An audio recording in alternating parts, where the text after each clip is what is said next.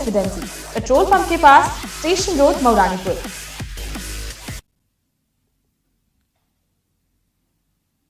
संसद में केंद्र सरकार का आज का बजट माननीय वित्त मंत्री जी ने प्रस्तुत किया है। मैं सबसे पहले इसका स्वागत करता हूं। कोरोना कालखंड में जब दुनिया की तमाम अर्थव्यवस्थाएं पूरी तरह प्रभावित हुई हैं, उन स्थितियों में भारत के 135 करोड़ जनता की अपेक्षाओं और आकांक्षाओं को ध्यान में रख करके एक विकासोन्मुख और व्यावहारिक बजट प्रस्तुत करने के लिए मैं आदरणीय प्रधानमंत्री जी का और माननीय वित्त मंत्री जी का हृदय से अभिनंदन करता हूं। वास्तव में यह बजट सर्वसमावेशी, सर्व कल्याणकारी और समाज के प्रत्येक तबके के हितों को संवर्धन करने वाला बजट है। इस बजट में किसानों के लिए, नौजवानों के लिए, महिलाओं के लिए, गरीबों के लिए और समाज के प्रत्येक तबके के लिए जहां बहुत कुछ प्रावधान किया गया है, वहीं साथ ही साथ बजट देश के इंफ्रास्ट्रक्चर डेवलपमेंट के लिए भी, चाहे वह राजमार्गों की क्षमता को विस्तार देने का हो, रेलवे इंफ्रास्ट्रक्चर को एक नई गति देने का हो, ऊर्जा क्षेत्र में व्यापक परिवर्तन लाने की दिशा में किए जा रहे नए प्रयासों की ओर पूरे देश का ध्यान आकर्षित करता हो, इंफ्रास्ट्रक्चर पर भी ध्यान देने का जो प्रयास हुआ है और स्वास्थ्य के क्षेत्र में तो आमूलचूल परिवर्तन करने के लिए राष्ट्रीय रोग नियंत्रण की दिशा से जिस प्रकार की कार्ययोजना बनाई गई है, यह सभी अभिनंदनीय है। जल जीवन मिशन अब तक ग्रामीण क्षेत्र के लिए था, शहरी क्षेत्र को भी इसके साथ शामिल करना और जल जीवन मिशन को शहरी क्षेत्र के साथ जोड़ने के साथ ही शहरी क्षेत्र में और भी तमाम प्रावधान जो किए जा रहे हैं, ये सभी स्वागत योग्य हैं। खासतौर पर जो शहरी स्वच्छ भारत मिशन है, इसका पार्ट 2 जारी होना। हम सब जानते हैं कि एग्रीकल्चर के बाद देश के अंदर सर्वाधिक रोजगार प्रदान करने वाला क्षेत्र टेक्सटाइल का है। देश के अंदर 7 मेगा टेक्सटाइल पार्क की घोषणा, ये स्वागत योग्य है। ऊर्जा क्षेत्र में हाइड्रोजन एनर्जी मिशन की घोषणा, ये ऊर्जा क्षेत्र में आमूलचूल परिवर्तन का कारण बनेगा।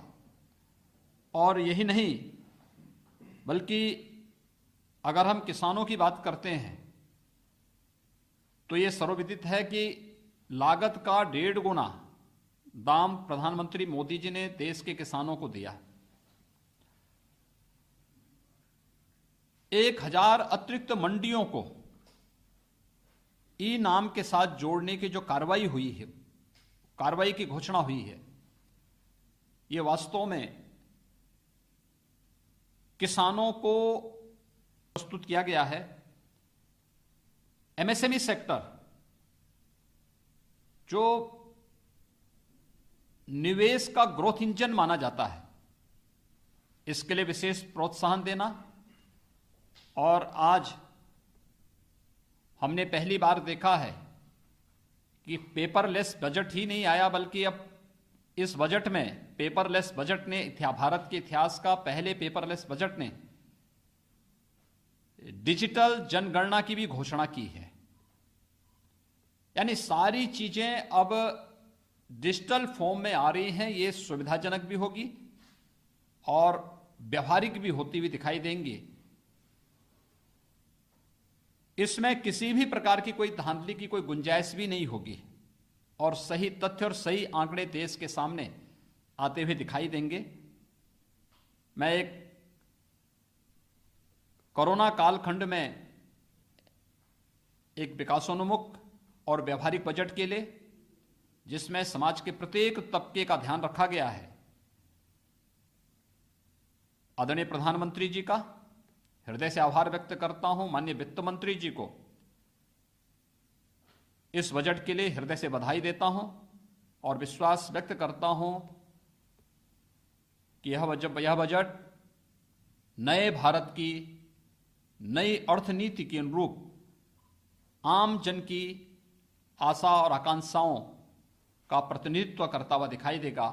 भारत को दुनिया की एक आर्थिक ताकत के रूप में प्रस्तुत करने का एक माध्यम बनेगा।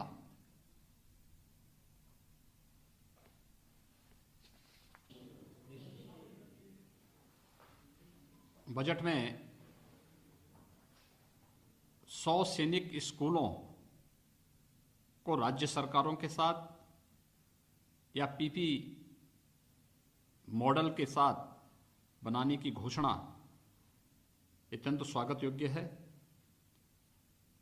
इसके साथ ही शिक्षा के क्षेत्र में भी व्यापक परिवर्तन करने, अनुसूचित जाति के बच्चों के लिए स्कॉलरशिप की जो घोषणा हुई है, यह अत्यंत लाभकारी सिद्ध होगी। वरिष्ठ नागरिकों की जो अपेक्षाएं थी, कोरोना कालखंड में भी सरकार ने उनका ध्यान रखा और अब